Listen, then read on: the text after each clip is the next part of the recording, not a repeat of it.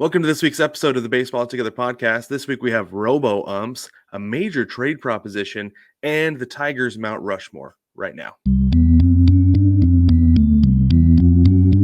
9 Plus Us presents the Baseball Together podcast with your hosts Blackjack Brad and Kansas City Little Big Briggy Blue Eyes. And now, Baseball Together. Welcome back to another installment of the Baseball Together podcast. I am one of your hosts. My name is Brad, and as usual, we're joined by our guy Brig. Welcome, Brig. How are you today? So good. How are you, Brad? I'm great. Thank you. Thank you very much. I appreciate that. You're welcome. So there's a lot going on this week. I'm surprised every single week with how much we have to talk about, despite the fact that there's not any actual baseball and very little movement toward getting baseball. Right? Yeah. No, you're not alone there. It sure is fun, though. It sure is fun. It makes things a whole lot easier on this side of the mic, I'll tell you that. That's right. But let's go ahead and get into this. So the first things first, today we had announced that MLB and the Players Association were meeting today in person. This is the first time, Brig, that these two entities have met in person since the lockout in the beginning of December. That's right. And that meeting lasted a whole 7 minutes before anything went awry. So let's see if we can make it to 8, maybe an hour and a half, maybe 3, 4, 5 hours. I doubt we're going to have a deal today, but if they can spend significant time at the negotiating table, do you think we have a chance to have a deal in the next few weeks, potentially, possibly, maybe? Yeah, I'd say a few weeks is reasonable. Yeah, it's not going to be the end of this week either. It probably won't be by the end of next week. And if it is by the end of next week, we won't hear about it for 3 weeks. So just everybody calm down. It's going to be fine. Because then they have to craft the narrative, right? So, but I just had this thought. It's kind of funny. Okay. They're meeting in person for the first time. They'll all be able to hide their contempt behind the masks. They probably are mandated. Maybe. Your eyes say a lot, Brig. Your eyes say a whole lot. Trust me, I know. But I'm telling you, it's that is a benefit to the negotiations. That's kind of silver lining unforeseen. It's true. You don't see the jaws drop quite as starkly when they're hidden behind masks. But this is my problem with this, Brig, is that the last time they had any meeting at all, I'm assuming the last one was over Zoom from what it sounds like, and it lasted like an hour and a half was all. But it took them a week and a half to come back with a counter. Yeah. Like, this is like snail's pace kind of stuff, which is bad news. And really my biggest problem with it is, like, anytime there's a lockout or a strike or whatever, both sides like we're trying to do this for the betterment of the game, for the health of the game, and the players are like we're thinking about the players in the future. This is what we want to do. We want to have a better place for players in the future. It's like, no, you're not doing it for the betterment of anybody or anything, because if you think about it, missing out on any baseball is going to be bad. If they look back at the strike in the mid-90s, the number of fans they lost, like, if this goes on for too much longer, there isn't going to be a future of the game to take care of. Yeah. Like, it'll be gone. Baseball will be the 4th biggest, maybe 5th biggest sport in North American major sports, and the money won't be there. The popularity, the interest, it won't be there. They're just hurting themselves when they're sitting there trying to be like, well, we're just trying to better things. It's like, no, you're making things a whole lot freaking worse right now. Right. That's the problem they have with them taking a week and a half to come back with a counter.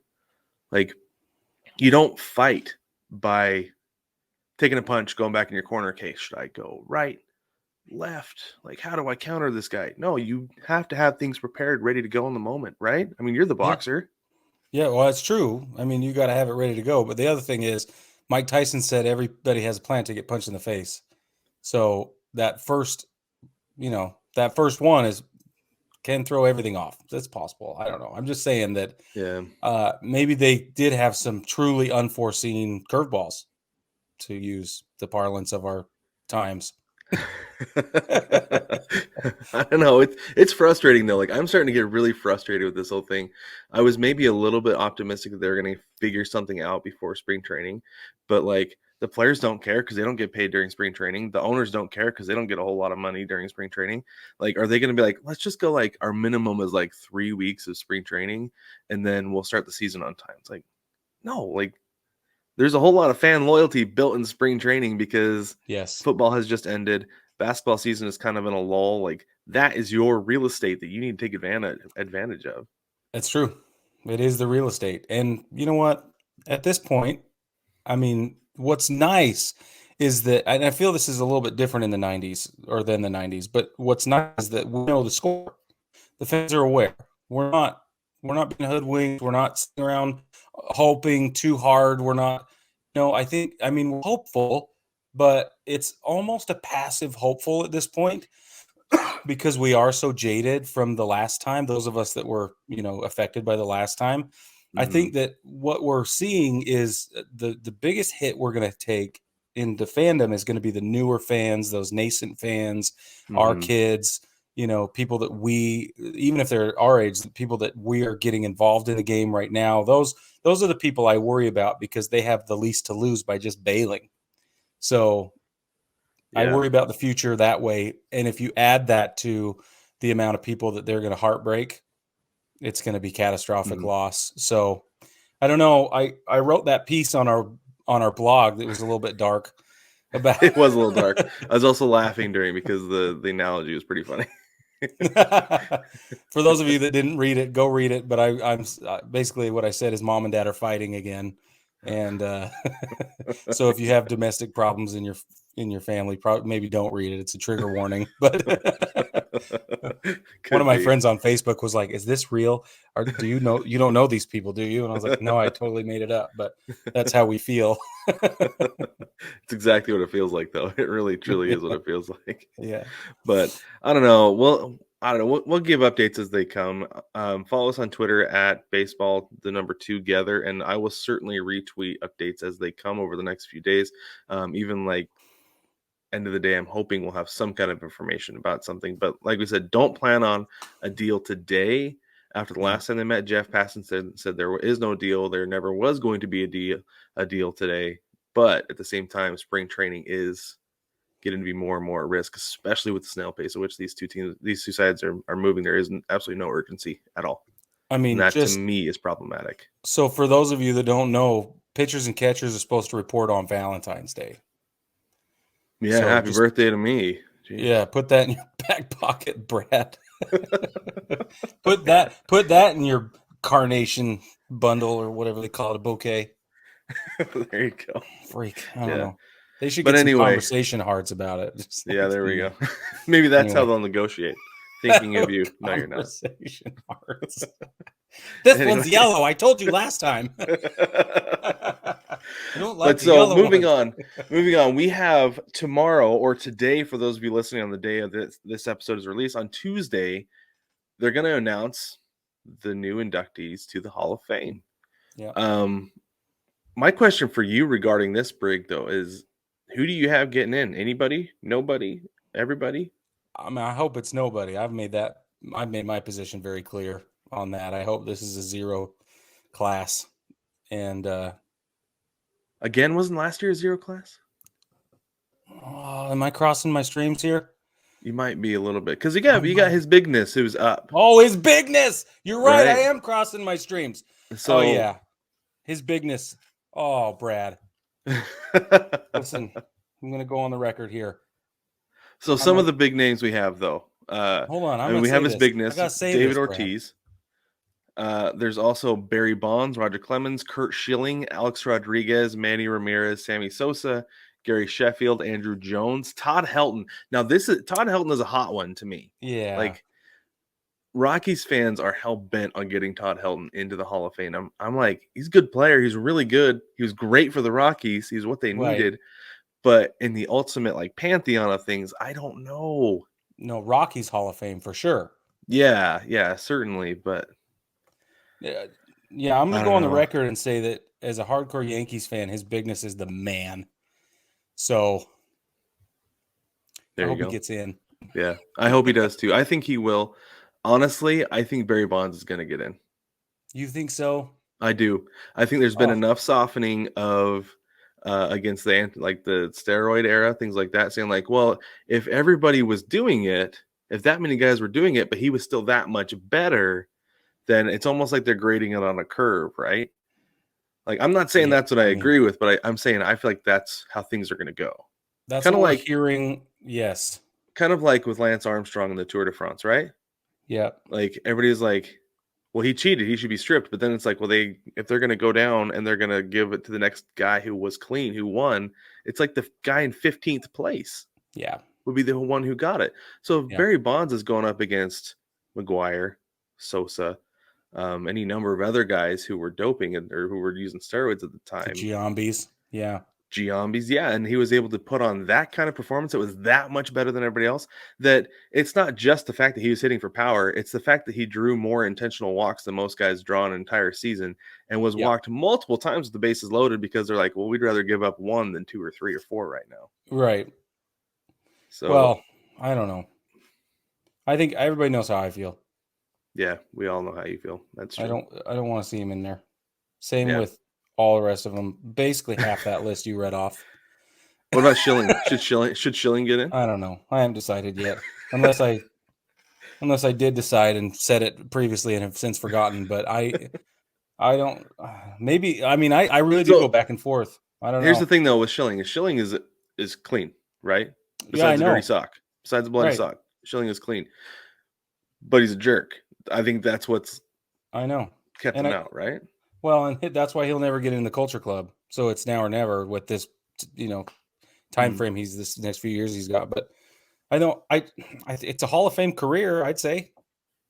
Even though he's a jerk, he put together a Hall of Fame career. So maybe I should just go on the record saying I think Curt Schilling belongs in the Hall of Fame. There you go. Is there a mic I can drop? I'm sitting here. I mean, I don't want to drop this one, but I probably have another one here. Right. But no, I think David Ortiz and Schilling are probably going to get in. I honestly think Bonds is going to get in. A-Rod, to me, for testing positive twice, like, he shouldn't even be on the ballot. Yeah. Oh, thank you. Yes. Like, that's my thing is like, fool me once, okay. Fool me twice. No, you're done. No. Absolutely donezo. Smack you in the face.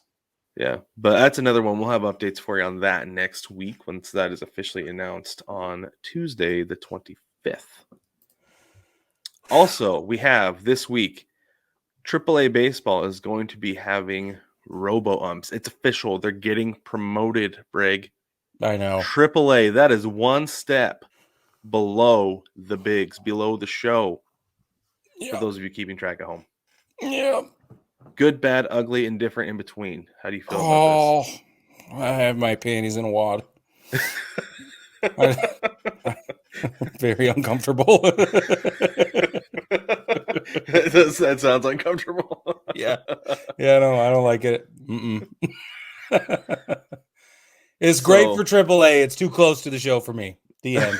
Also, listen, the KBO released information about how they're training and evolving and maintaining the status quo with their umpires out in Korea. And I'm like, hello, why is KBO doing it right again? And we can't figure it out. I think the biggest problem with that in particular is the umpires union is they're very sensitive. They're very, very sensitive. And you know why? Because they're old. Sorry for anybody who's old, but I think if you said, Joe, listen, here's a bat, go stand at the plate. For those of you who don't know, that's what they're doing in Korea. They're making the umpires stand in the box and be a part of the situation and not just call it, but they're calling it on their peers and they're calling it on themselves. And it's all very hands-on. Okay. That's the update. That's what I failed to mention. So if you handed Joe West a bat and said, bro, get your butt in the box, he'd say, excuse me, no. I was going to say he would refuse. That's exactly he would refuse. That's right. So is not an ageist thing. It's a capabilities thing. Like he's unwilling to perform the duties that would, that system over there would require. Does that mean it's time to reform the situation? Right now, you're right. That doesn't mean the union will allow it. And it doesn't mean that it will ever happen. But I do think that there's room for that. If they're going to threaten to bring robots into Major League Baseball, then those people who want to retain listen, wow, I am really spun up about this. I'm regulating really quick. Here's the deal, okay? I want to know what the umpires think because maybe this just occurred to me. Maybe they're like, please, man, I'm so sick of this. This is going to make my life so much easier. Work smarter, not So- harder, right? Uh-huh. And if they're getting paid, do you know how much they get paid? Okay. A lot. If, Yeah, I know exactly how much they get paid. Yeah. So do I. Once you get there, but Yeah. that's a different story. The point is, for what they're getting paid, if you reduced the amount of work and the amount of difficulty, really the barrier, it has to come down as well. I mean, who would say no to that? Exactly right. And that's So the way maybe I feel they about love it. I don't know. Why not make your job easier when you can? That's the way I feel about it. sure. I will say the one issue that I have though is that I've always felt like you have to have a fifth umpire up in the box running the machine as the person who's reading the information and then conveying that to the home plate umpire. That being said, Baseball. You said in Major League Baseball? In minor league baseball. Yes, that's the way it has to be done. That is the way. Right. That is the proper way, I believe, to do it. However, I did see in this article I read on the score, they said minor league teams are recruiting people to run the systems. Oh no! And that's where they're going to mess it up. Oh, I understand you can never see it at the major league level. You can have an unbiased person as a scorekeeper, but when it comes to calling balls and strikes, like they might just be like systems down. You know, when I mean you've got to have somebody of high integrity running that system and really calling those balls and strikes down to the umpire. Because if it's close and it's a close game that means something, that could be problematic. And we've seen it in the NBA with scoreboard operators and clock operators that sometimes they get a little itchy on starting that clock on an inbound or a little bit slow on it, you know, for the home team. And I feel like this is the equivalent to that at the big league level. If this is how this thing runs, you've got to have a fifth umpire on that system. 100% agree with you. Or, like I said, just mess it up and then it won't ever make it to the big leagues, and that'd be great. Or something. For some. Guess. Brad hates that.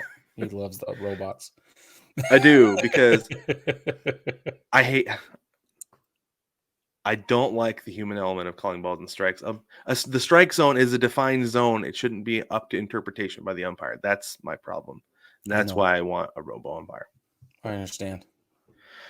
Oh, I get fired up about that one too. Boy, we are both spun all the way up. I do not want to fight you. Okay. Well, it would honestly, Brig, it wouldn't take much. Just one shot to the nose and I'm done. So, yeah. Well, me too. I hate that. It's the worst. But That's why I refuse to put on boxing gloves with another person in front of me. But all right, so we have a change in representation in Major League Baseball with a significant free agent, Brig. Carlos Correa has changed. He is now represented by Scott Boras. I'll be honest with you. Well, first, Brig, I want your opinion on this. Do you think this is a good thing for Correa? Well, obviously, a good thing for Correa because he's going to get a lot of money. But do you think this is a good thing for baseball, for free agency? You asking me if Scotty B's good for baseball? Because no, the answer. I don't no, specifically Correa. Specifically Correa having that representation. I'm just kidding. I want to know. Yes, it is a good move for him, but it is also all up in the air until we get this new CBA figured out. That's the only thing. I wonder why he made this decision to sign with anybody now, knowing that, you know, lots of things are going to change. But you know what? At the end of the day, regardless of whatever changes, Scotty B and his team of whatever minions, lackeys, what do you call little demon helpers? Anyway, that's those people. Just kidding. That group of people they're really good at what they do, you know, and they're very effective and they're very capable. So whatever curveball Major League Baseball throws at them, whatever the players union decides, whatever the new CBA looks like, they're going to figure it out. Then they're going to find a slick way around it. And then we're going to be back to another CBA arrangement. It's all going to be driven by Scotty B's greed. So we're going to end up in Carlos Correa is going to end up in a good shape no matter what by going with Scotty B. And as much as we, you know, have him as the villain of our story very often, it's true that they're very good at what they do. They are very good. I mean, he wouldn't have so many of the top players in the league as his players if he wasn't good at what he did. And same thing with his team. So that's absolutely true. The problem that we're going to have here is that there are going to be multiple suitors for Correa, because it's not uncommon that a Scott Boras client goes into negotiations and there's nobody else bidding, and they just sit and they sit, they fake phone calls, they fake suitors, they fake interest. And the teams are just like, well, we've got to sign the guy, so let's just do it. The problem is that there are going to be several teams involved with the Correa negotiations, and he is going to get a boatload of money. And some team is going to mortgage their entire future for, don't get me wrong, probably top 3 shortstop in the league right now. Yeah. Who's 27 years old. But he's going to probably get a 13, 14-year deal, and somebody on the back end of that is just going to be messed up because of it. Eating it. Yeah, that's exactly right. And it's probably going to be the Yankees, Brig. I know. Honestly, because they're going to go in there, they're going to back the Brinks truck up, and they're going to want to give them the whole thing. So it'll be like Heat. Like, here comes Val Kilmer and Tom Sizemore. They got their ARs out. Al Pacino's chasing them down the street. You're right. That is what it's going to be like. You know what's funny? I just looked this up because I wanted to know, with as much as we, what's the word? You know, poke fun at Scotty B, and he has great people on his list. So I wanted to know, do we feel about Scotty B's client list the way we feel about Scotty B? Obviously, the gold standard is Alex Rodriguez, and it, you know, in that vein where we're like, ugh, to both of them, you know, at some level. But sorry, A-Rod, but still supporting you. But I wanted to know what the rest of the list looked like, so I just looked it up. Here you go: Juan Soto, I don't hate that guy. Max Scherzer, great. Bryce Harper, great. Yeah, Xander Bogaerts, Corey Seager, Chris Bryant, Garrett Cole, Colby Bellinger, JD Martinez, Julio Urias, Carlos Rodon, Jose Altuve. There we go. There's one. Took to 12. It's pretty cool. Yeah, but hey, yes. Just saying. No, not the most popular guy. Agreed. But he's got Reese Hoskins on here too. I don't know. I just didn't know that. Jackie Bradley Jr. Didn't know that. Dallas Keuchel, didn't know that. I didn't know Dallas Keuchel. That's interesting. But James no, Paxton. I mean, this the thing is that there's a reason guys sign with him. It's because he's going to get them paid. He's going to take care of them. Yeah. You know, and like, granted, he gets them paid because then he gets paid. He doesn't really care that much about them. We've seen that in the past, and I've heard that from multiple sources, such that I have, and by that I mean like listening to podcasts and reading things, right? Sure. But no, like, he really doesn't care about them. All he cares about getting them paid so that he gets paid, and that's the bottom line. But he's good at it. He does it well, and there's a reason they signed with him. It's business. Yes, that's exactly. That's what it's about. So we just happen to have some bleeding hearts. Yeah, along the way. So you know what my new favorite piece of news is? What's that? That the Rays will not be splitting time in Montreal. I was very happy to see that. There's no sister city situation happening.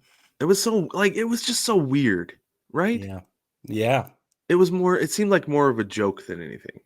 Like, it was certainly. If you don't give us a new stadium, we're gonna go up to Montreal to play baseball. And it's like, no, you're not. That doesn't even work logistically. Come on now. No, it doesn't. But I wonder, and I haven't seen anything to support this, but I do wonder what the situation looks like and feels like in Montreal. Like, was there support? Was there not? Was there excitement? Was there not? Because everybody knows I want another couple of teams in Major League Baseball. So I just wonder what that turn of events became.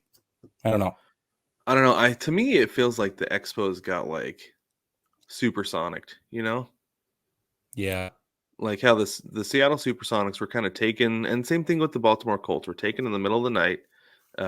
There's a little bit more hubbub with the Sonics and a little bit more with the Expos, but at the same time, like, it feels like those teams were taken, but it was like the fan base was like, no, like, we still go. We still like our team, you know? Yeah. Yes. And that's how it felt along with the Expos. Decades now, though. So I wonder, that's why I'm saying I want to know what it's like now. I mean, what's the opinion? How do people feel? Here's the thing. I will say this. I know for a fact in Seattle, you can still buy Seattle Supersonics gear on the street. That people still are like, we love our Sonics. We want our Sonics back. They will not cheer for the Thunder. Absolutely no way.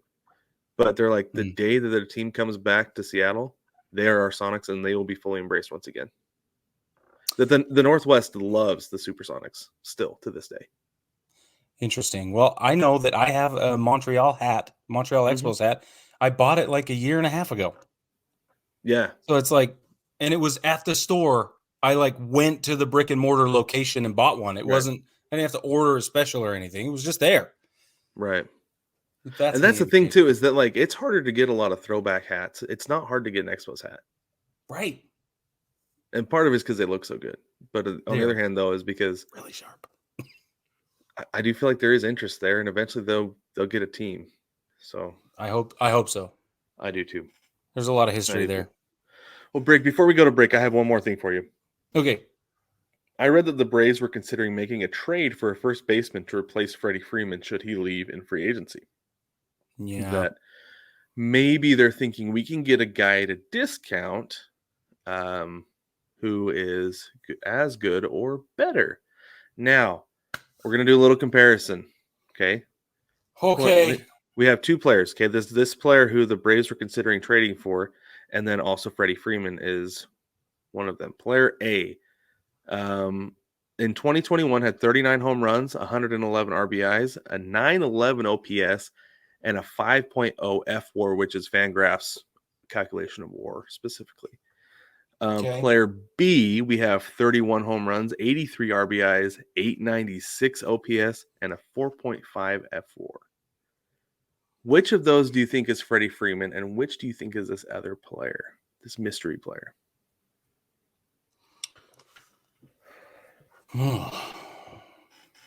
I think player B is Freddie. It is Freddie Freeman, yeah, MVP. That's Frederick. It's player B. Player A. Don't tell me. Don't you say it. Guess. Are you gonna? Why don't you guess? Just give me one player you think it might be. Don't say Luke Voigt. Not Luke Voigt. No. Okay. No. Nope. It is none other than Matt Olson of the Oakland A's. Whoa! Those are his numbers from 2021. 39 home runs, 111 RBIs, 911 OPS, and a 5 F-WAR of 5. Oh, baby. And I did not see that coming. He's younger than Freddie Freeman, too. Yeah. So that would be a really good trade because the A's are looking to deal. Yeah, they're dealing. They're going to burn the ships. Yeah. I might make that deal, honestly. So what do you do with Freddie? Where's Freddie land then? Let him walk. Like where would? Oh my gosh! Like I don't know. I'd take him to Seattle, obviously, but I'd take him to Seattle.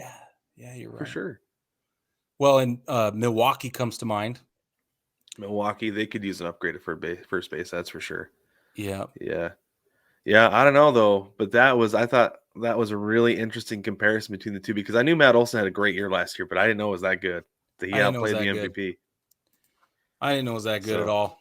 That's really cool. And he was an MVP, like not like a finalist, but actually no, he was a finalist. He's one of the last 3, right? Anyway, he was, if not one of the finalists, he was definitely in like the top 5 because he had such a great year last year. So yeah. Well, and you can chew on that for a little bit though. Well, okay, go with me on this. Okay. First of all, let me make it very clear. I think I would like to see Freddie Freeman stay in Atlanta.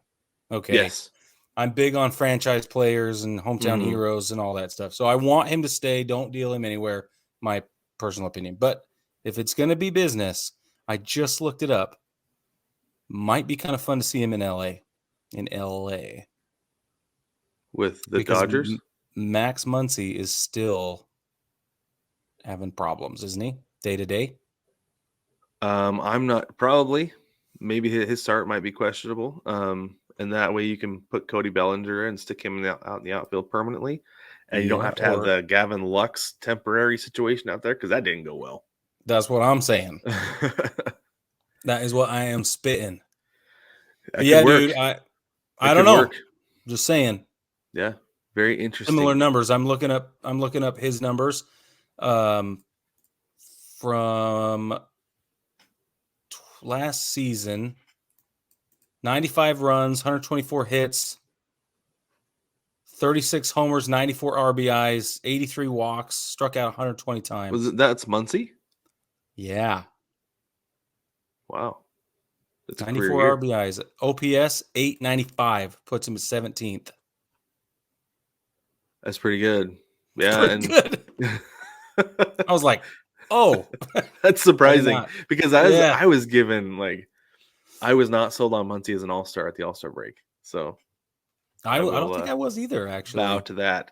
Actually, I think I specifically remember assigning him Creep by as Radiohead. yeah, by Radiohead as his walk-up song. But anyway. Yeah, that's pretty good. All right, with that, let's take a quick break. When we get back, we're going to get into our Detroit Tigers Mount Rushmores. Take me out to the ball game. Take me out to the crowd. Buy me some peanuts and Cracker Jacks. I don't care if I never get back with me, Root. Root for the home team. If they don't win, it's a shame. For it's 1, 2, 3 strikes, you're out at the old ball game. Shop kids' baseball shirts at 9pluss.com.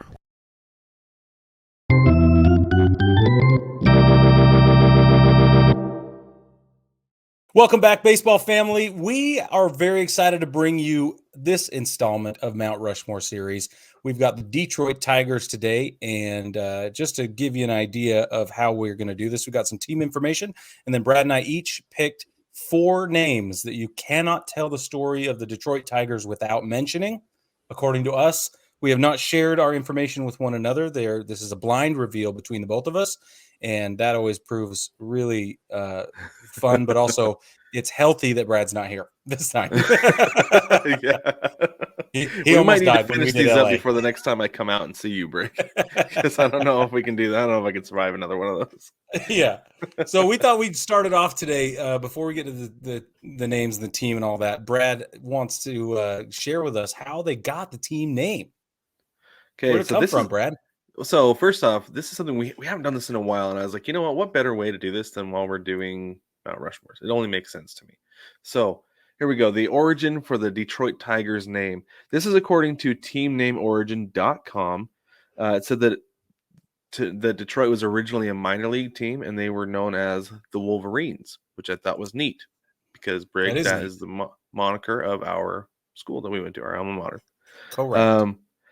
Says that during that time, they were also sometimes referred to as the Tigers, which was also a nickname of one of Michigan's oldest military units, which is the 425th National Guard Infantry Regiment, and that spent some time fighting in the Civil War as well as the Spanish-American contest, is what it says. Now, the team in 1900 asked the Guard permission to take on the name the Tigers, and they were given that name in 1900, and it's been there ever since. Wow. So I thought that was interesting that they pulled that from the local National Guard. Very cool. I love that. Very cool. So obviously we know the team name. The Detroit Tigers been around since 1901 in this official named capacity. It's 121 current seasons. And I say current because it's still going so far. Their record overall is 9,446 wins to 9,311 losses. That puts them at a 504 win-loss percentage in the entire history of the franchise. They've been to the playoffs 16 times. They've won 11 pennants and 4 World Series championships. They have 10 retired numbers if you count Jackie Robinson, which we do every time. We do. Always. Absolutely. By the way. So of those 10 names, some real of them quick, are on my Bray, list. I was like mind blown actually looking at the Tigers. Like, it's one of those teams that I knew they'd been around forever, right? Yeah. But the fact that they only have 4 World Series championships in 121 years, that kind of got to me a little bit. But at the other hand, I was kind of like, well, they haven't won one since, what was it, 1977, I think is what it was. No, 84. 1984. Okay, I was gonna they say won a World Series. But since then, like, they've had some really, really bad years. Like, I specifically remember the 2003 season where they won 43 games. And you know what, Brig? I was at one of those 43 games. Were you? They beat the Mariners in Seattle. Oh, And it was funny because they were so bad, like just absolutely horrendous. And one of the outfielders was getting into it with one of the fans. I was out, like waiting for batting practice balls or whatever. And this guy's getting into it with one of the outfielders. And he's like, dude, just go over and catch the ball. It doesn't matter what you say or what you do. You guys are going to lose anyway. And they went and they won the game. oh my no. God. And when he said that, I mean, as a 17-year-old, I was just like, dude, don't say that. Like, don't say that. You just don't, You just don't. So that has sat with me forever. Right. I'm sure it has. So the 11 appearances have been chronologically 1907, 1908, 1909. That's impressive. Then we got 1934, 1935, 1940, and 45. Then we have 1968, 84, 2006, and 2012 is the last time they've appeared in a World Series. Get swept in 2012. Which they lost handily. Yes. There you go. I was going to say it's too bad, but I mean, somebody else had to lose. So somebody won, somebody lost. That's how it goes. Yep. But yeah. It's interesting looking at the Tigers' history. Like I said, and in our lifetime hasn't been great. But prior to us, it was very good, very strong. But Brig, do you want to go ahead and lead us off with your first? Let me just say this before candidate. I do, but yes, Okay. I'd be happy to lead us off. But first, let me say that some amazing players have come out of Detroit. Yes. We, not just historically, but I mean, even in present day, it kind of feels a little bit like we used to think of the Rays, where we're like, man, you remember when they were on the Rays or the Marlins team or whatever, and now look at them. Now they're Hall of Famers or whatever. It kind of feels like that. So, well, in that case, if you just want to name two of them, we've got Justin Verlander and Max Scherzer. I was just going to say that those are great examples, and they're probably the easiest ones to draw from right now. So let me just lead us off with my first one. I'm going to go with first baseman. Okay. He spent 12 seasons with the Tigers.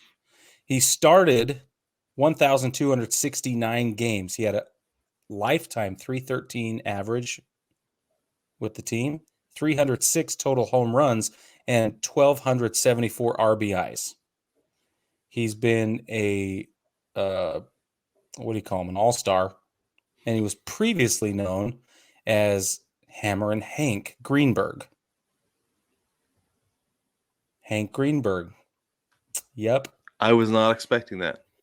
His first full season with the Tigers was in 1933. He hit 328 with 36 home runs in 1935 and 168 RBIs, and he won the American League MVP, and he also led them to a World Series championship that year. He drove in 139 runs or more 5 different times. 184 RBIs in 1937. That's the third most in MLB history. That's awesome. Well, and in the era in the 30s, you don't think of a guy like Hank Greenberg as being the guy who led the league in home runs. But he did 3 times.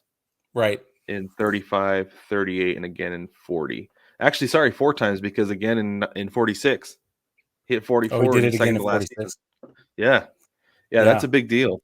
Well, really and big the deal. cool thing about Hank Greenberg, like some of the other players at that time, he missed, I think, was it 3 seasons for military service? I think it was 3 seasons he missed. Yeah. It said that he missed 42, 43, and 44. It says U.S. Army Air Forces is where he was. Yeah. So there you go. So, Hank Greenberg, everyone. That's my number 1 pick. That's solid. That was honestly, when you were talking about a first baseman, I thought you were going to go somewhere else, but we'll get there later. Well, and I failed to mention that he's been to 2 World Series, 5-time All-Star, 2-time MVP, and he is in the Hall of Fame. Sorry about that. His career WAR is 55.5. It's pretty good. Yeah. Pretty good. All right, my first one, I'm going to go with a manager here. Whoa. A manager who, this is one of the first people I was kind of, I don't know if like introduced to as far as like legendary managers and players, but Sparky Anderson. Yes. So he spent a total of 17 years managing the Tigers. And the thing that this is what's crazy to me. So he managed the Reds for several years, for the first 9 years that he was a manager. Yeah. He started at age 36 and he managed until he was 61. Now I was doing the math on that. Like that's like the longevity of that. That would be the same as like Rocco Baldelli managing until he's 61. For Because real. he started managing at about 36. I think it was 36. And if you think about it, like my son is going to know who Rocco Baldelli is. Yeah. And his kids are going to know who Rocco Baldelli is. That's exactly right. That's exactly how this was with Sparky Anderson, is that I specifically remember sitting there reading a book about baseball history with my grandma, and she said, "That's Sparky Anderson." She's the one who told me about who he was. Amazing. It's truly amazing. But he actually was at the helm when the Tigers won their last World Series in 1984. He led them to a 104-58 record that season. Very good Solid. record. Great manager. Incredible. And he is in the Hall of Fame. Had 3 total World Series, like I said, one with the Tigers. So, Yeah. 2-time manager of the year. Yeah, and I feel like he definitely needs to be recognized as part of the framework. Yeah. You can't tell the story without Sparky Anderson. Do you know? I agree with you. That's a great pick. I did not pick Sparky Anderson. So let me just say that my favorite thing about Sparky Anderson is his nickname. And it's not Sparky. That's his real name. What's his nickname? Captain Hook. Oh my goodness. How did I not know that? I don't know, but the pirate in me has always loved that. That's awesome. Yes. And you know what though? Fun fact. So I had a little stuffed dog growing up, and I actually named him Sparky because of Sparky Anderson. Yeah. That's so cool. Yeah, random fact there for you. That's but great. Anyway. All right, who you got next, Brig? This is so hard. I mean, it was easy at first, but I mean, it's just hard because. Okay, I'm gonna go with an outfielder because I have to. Okay. 22 seasons with the Tigers. Come on now. With that alone, right? 22 seasons. Yeah. Successful ones. 2,834 games played. Batting average 297. 399 home runs with 1,582 RBIs. They call him Mr. Tiger.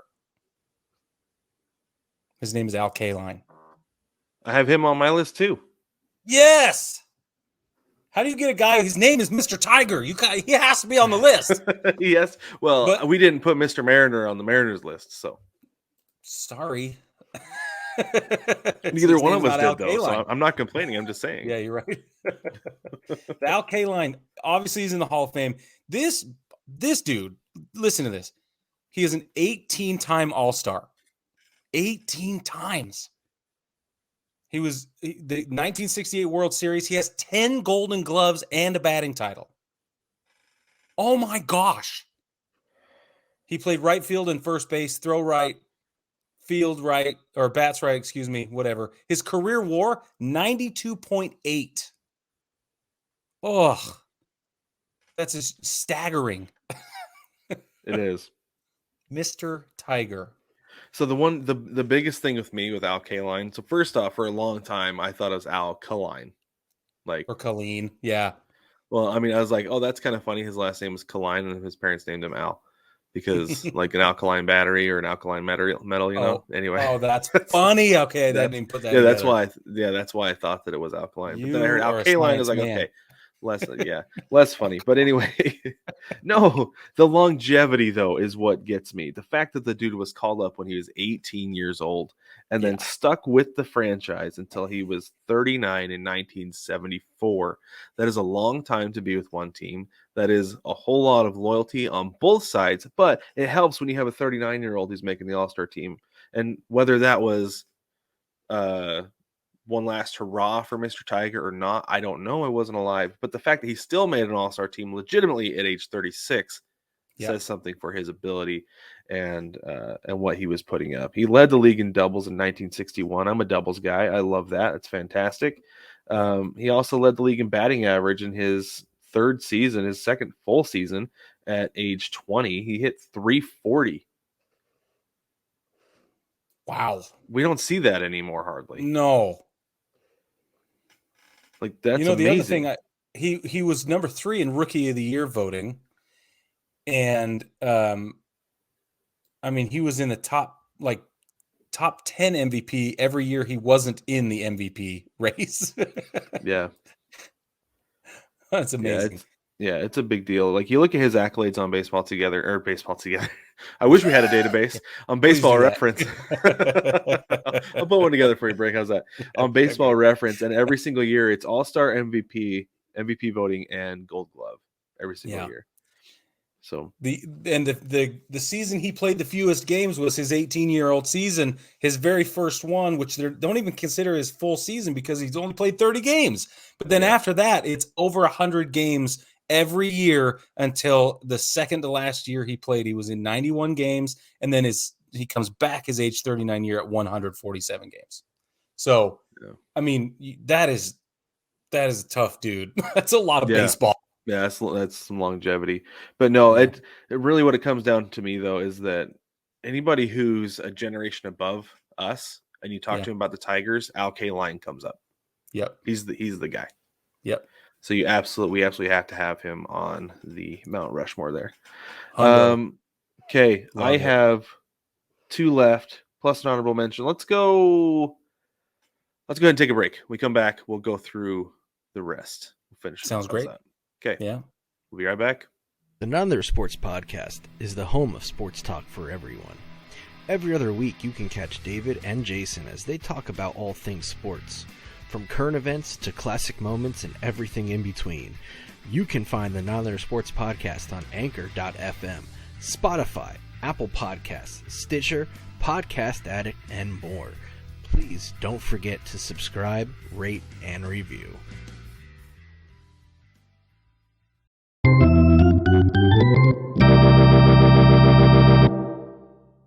Welcome back, baseball family. And like we said before, we're going through our Detroit Tigers Mount Rushmore.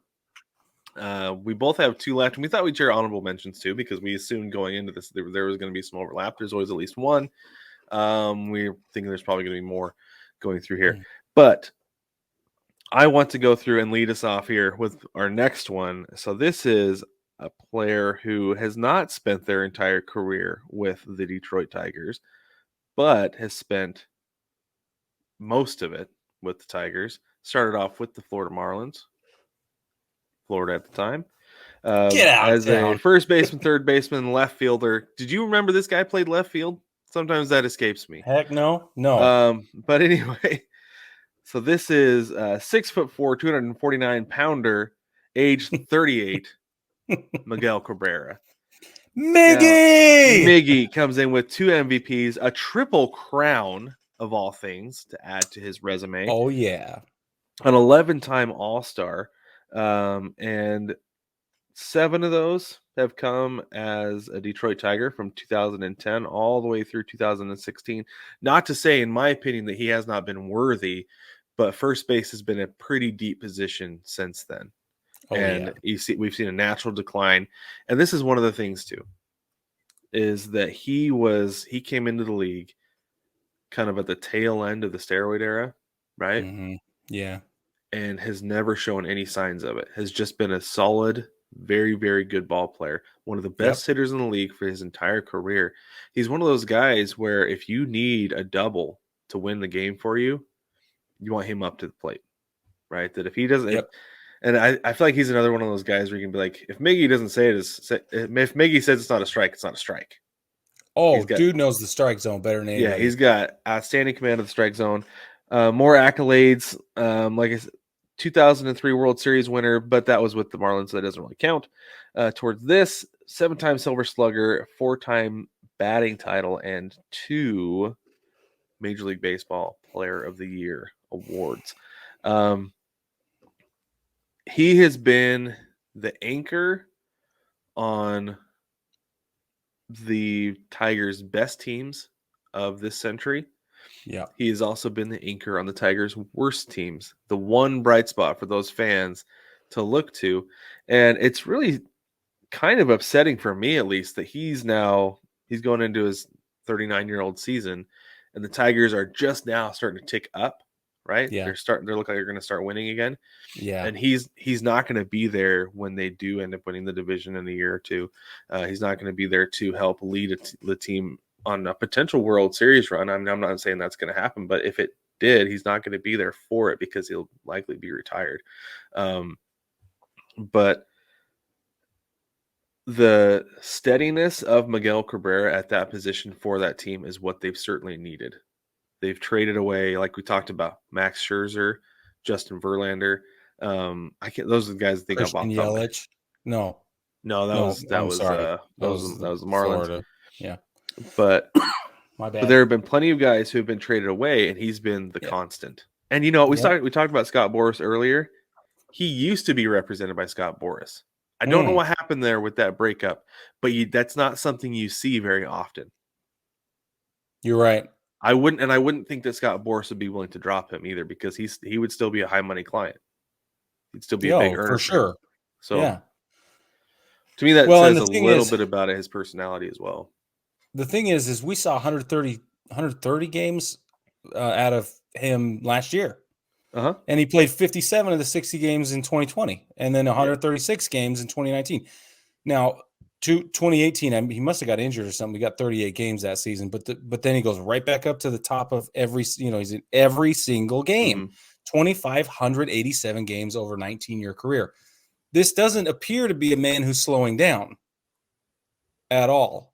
Which is funny to say because I feel like at his age, we're just kind of like assuming, Totally. But if you look at his batting average, it has dropped. I mean, he was over 300 every year from 2005. 2008, he dipped down just below, but he went back up over 300 in 2009. And then he has been under 300 since 2017. He was 249, 299, just barely in 2018. But last year he was a 256 hitter, which is like the new 280. I was just going to say that it's like, man, but that's okay. But he led the league. Not great, but it's all right. In average for 4 years in his peak.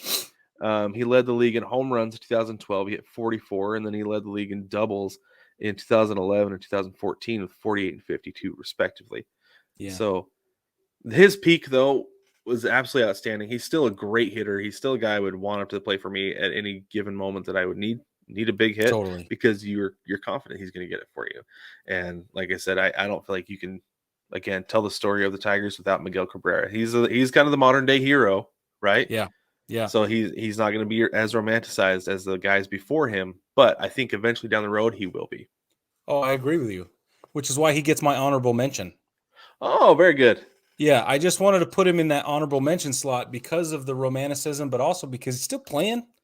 And I like to give the Mount Rushmore slots to guys who aren't still playing if I can, if there's a way to justify it, and there is in this case. So one day in the next handful of years, we're going to have to start adding a fifth name to Mount Rushmore because it's getting really hard.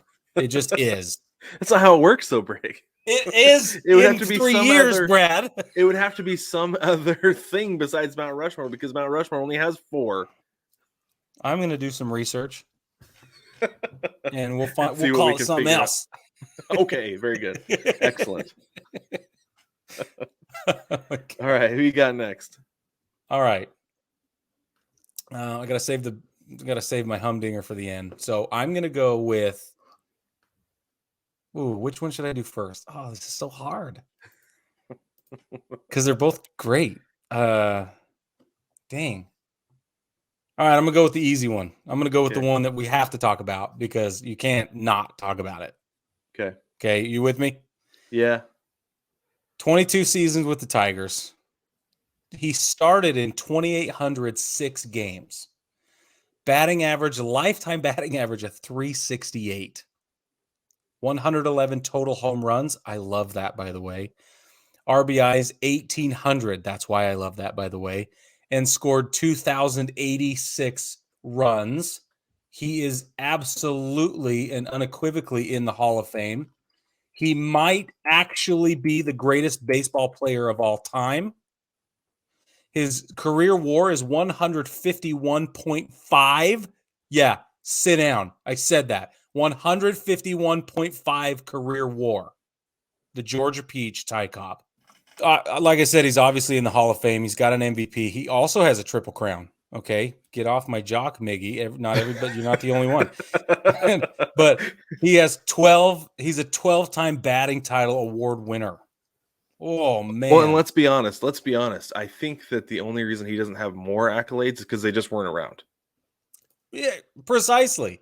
Right? Like you look at his stats and like caught stealing, there's nothing from 1905 to 1911, and there's 34 and 12, nothing in 13, and then there's 3 more years where he had some, and there's nothing from 17 to 19. And I don't think it's because he wasn't caught stealing. They put a big fat 0 if that was the case. I think it's just because they're like, no, I'm going to keep track of it this year. It doesn't matter that big. It's not that big of a deal. No. He just stole bases like crazy. He did, and I love it. It's fantastic. I mean, the guy has 212 career stolen bases, and he led the league 3 times. Mm-hmm. His highest is 38, or excuse me, 96. Oh, I'm looking at the wrong category. Oh, he led the league 1, 2, 3, 4, 5, 6 times. 897 stolen bases. Pardon me, I was way wrong. 96 stolen bases. His peak year. Well, so I love this. In 1915, when he stole 96 bases, he was also caught for a league high 38, which is fantastic to me because it means the dude just kept running. He just kept going. They were like, care. Just take it, whatever. And you know what? He slid into that bag with spikes up every time because he doesn't care about you or your kids. And I don't love that just because I've had that happen before, and that hurts real bad. No, I'm not saying it's a good thing. We're not celebrating that at all. I'm just saying he played the way he played. It was all or nothing all the time, and I think that's awesome. Well, and he led the league go ahead. in batting average 12 times. Yeah. That, to me, is a big deal. Out of a 24-year season. Or career. He hit 400 twice. 1911 and 1912. You know what else he did? What's that? He said that Shoeless Joe was the greatest outfielder of all time. It's a shame he's on the Hall of Fame, huh? I know. I'm just saying. I just have to plug that. But I'm telling you, this guy you could say Ty Cobb is the greatest baseball player who ever lived. You could. And one of the things that I've noticed, because I was going back through looking at old baseball pictures. This is months ago. I was doing some TikTok stuff, and I found it was golly, what was his name? The guy who's known for the baseball card. Why can't I think right now of his name? Dang. Yeah. I know who you're talking about. But anyway, it was a picture of him, and then there was one next to it of Ty Cobb, and the dudes were huge. Like, even by today's standards, as like, they look like they were juicing before juicing was even a thing, because they were enormous. Yeah. And it's like the fact that Ty Cobb was able to run the bases the way that he was, being that big, like that says something to me about either the competition or just the fact that he was a freak athlete in a day where there weren't very many of them. I think he was a freak athlete, honestly, and I think he could have been successful in any number of things. Honus Wagner. Totally drew a blank on that, because Honus Wagner was another really big dude. Huge dude. Honus Wagner had like those big like farm grandpa hands, you know, like they could swing that log of a bat they had at the time. There are logs, yeah. I got one right here. This is how wide. This is a replica Babe Ruth bat for those of you watching on YouTube, and this is how wide the handle is. This is a more modern turning model. You can see the differences there. Yeah, look at this. I remember one time in high school we played in this wood bat tournament, and they nobody had wood bats. They brought in like a bag of them, and I remember picking up like 3 of them, being like, "Golly, is this like Babe Ruth's bat? I could barely get my hands around them." Yeah, that's And awesome. they're like, and then they found the one that could fit everybody. It felt like holding a twig. And of course, I go out and use it the first time and I broke it, and everybody got mad at me. This is the only one we can hold. It's the only one small enough. Like, well, I apologize. and then fast forward 30 years or whatever, and we end up in the batting cage, and you found the smallest bat you could possibly find, and you broke that one too, I Brad. did break it, yeah. I can't lay off the inside pitch. I can't help it. You can't have it since it was like almost 20 years since I've actually been in a batting cage. I'm not gonna be able to get the barrel around like I think I can. Like, let's be real. for sure. Me That's neither. how We have that's gonna footage go. of this, by the way. If any of you want to see it, we may have to put it up somewhere. That's true. We should. It's just been sitting on my computer for months now. Me too. Speaking of old baseball bats and turning models, you can go to the Louisville Slugger Bat Factory in Louisville, Kentucky, and they have a batting cage set up in the back of the museum where you can swing old turning models, and they've got them there. They're replicas, awesome. Obviously, but they just take the same type of wood. They turn it the same way it would have been turned for Ty Cobb, and I think his is there. Babe Ruth is there. Lou Gehrig's, I think, is there. Anyway, all these famous play. I think Kirby Puckett's is there. Anyway, they got all these famous ball players, turning models, in the batting cage, and you can sit there and try and throw a freaking tree at a baseball. That's exactly what it would be too. It's a lot of fun. I've done it like 4 or 5 times, and That's awesome. it never gets old. Yeah, very cool. That's rad. Okay, so that's everybody I had on my list, Brig. Honestly, like, oh, it is Al Kaline and Ty Cobb. Yeah, I had both of them on my list. So let me go ahead and do my honorable mention, and then you have one more, right? I have one more. Yeah. Okay. All right. My honorable mention. I got to go with Lou Whitaker. Okay. So Lou Whitaker, like, he doesn't have like quite the accolades the rest of the guys do, but for some reason, for me, I don't know why, honestly, because he ended his career in 1995. He did play 84 games that year for the Tigers, but he plays his entire 19-year career with the Tigers. He's on the 1984 World Series team. He's not a Hall of Famer. He did win Rookie of the Year. He's a 5-time All-Star, 3-time Gold Glove, 4-time Silver Slugger Award. I don't know why, but every time I think of like Tigers in years past, Lou Whitaker comes to mind. So I felt like because of that, I had to put him on the list.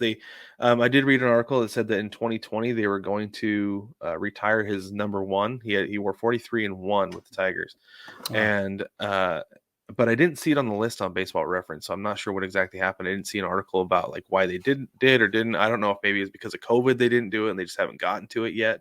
But his number one is going to be in like their Ring of Honor and be retired eventually because he did play a significant role with that team. And really, like, the only thing he ever led the league in was he played 109 games in 1981. Yeah, but you got to love the solid everyday player like that, right? That's our kind of bag, right?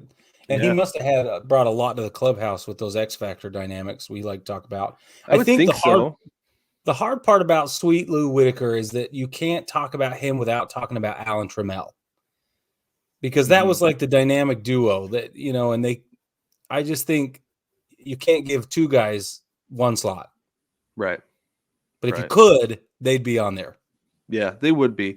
And Alan Trammell has said that he believes that Lou Whitaker belongs in the Hall of Fame. Right. So and I don't think the Culture Club is even going to get him there.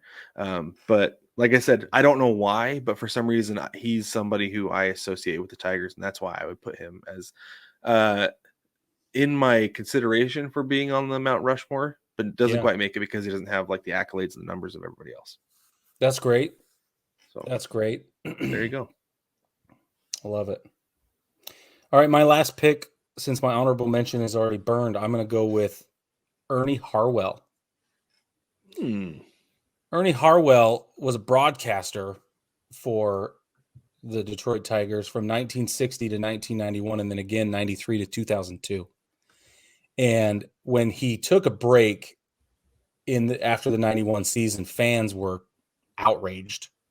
Like, literally, they were up in arms over this thing that, this thing that had happened, where the radio station he worked for in the ball club had some issues, and he just got caught in the crossfire, as far as my research indicates.